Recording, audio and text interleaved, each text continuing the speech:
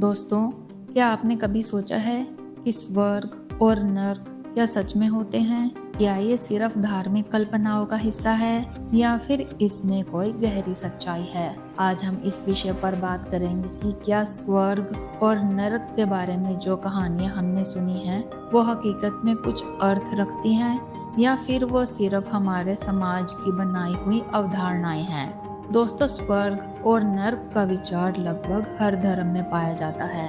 हिंदू धर्म में इसे मोक्ष और नर्क कहा जाता है, जबकि इस्लाम में इसे जन्नत और जहन्नुम के रूप में जाना जाता है।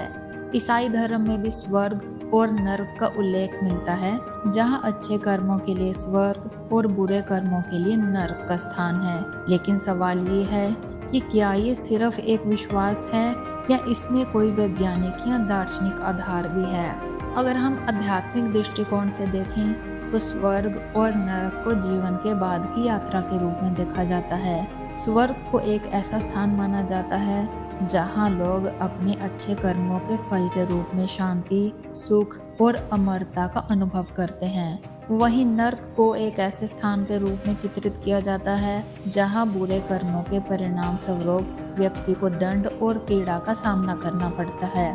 ये एक तरह से आस्था और विश्वास का मामला है और कई लोग इसे एक प्रेरणा के रूप में मानते हैं ताकि वो अपने जीवन में अच्छे कर्म करें। लेकिन क्या इन स्थानों का कोई भौतिक अस्तित्व है? इस सवाल पर वैज्ञानिक दृष्टिकोण से बात करें तो स्वर्ग और नरक का कोई ठोस प्रमाण नहीं मिला है। विज्ञान अब तक जीवन के बाद की यात्रा या आत्मा के अस्तित्व के बारे में किसी तरह का ठोस प्रमाण नहीं दे पाया है। वैज्ञानिकों का मानना है कि मृत्यु के बाद शरीर और मस्तिष्क की सभी प्रक्रियाएं रुक जाती हैं और इसके बाद कोई चेतना या अस्तित्व नहीं बचता। इसका मतलब ये है कि स्वर्ग और नरक के बारे में कहानियाँ या तो धार्मिक विश्वासों का हिस्सा है या फिर ये हमारे मानसिक अवस्थाओं और आस्थाओं का परिणाम हो सकते हैं। हालांकि कई लोग स्वर्ग और नरक के अनुभवों के बारे में भी बताते हैं।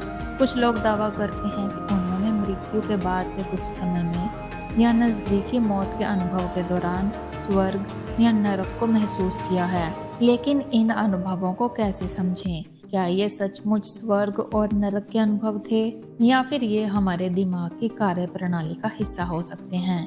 ये सवाल आज भी वैज्ञानिकों के लिए एक पहेली है। एक और पहलू है जो इस सवाल को और भी दिलचस्प बनाता है और वो है आध्यात्मिक यात्रा का विचार। कुछ लोग मानते हैं कि मृत्यु के बाद आत्मा एक यात्रा पर जाती है और स्वर्ग या नर्क सिर्फ मानसिक अवस्थाएं हैं।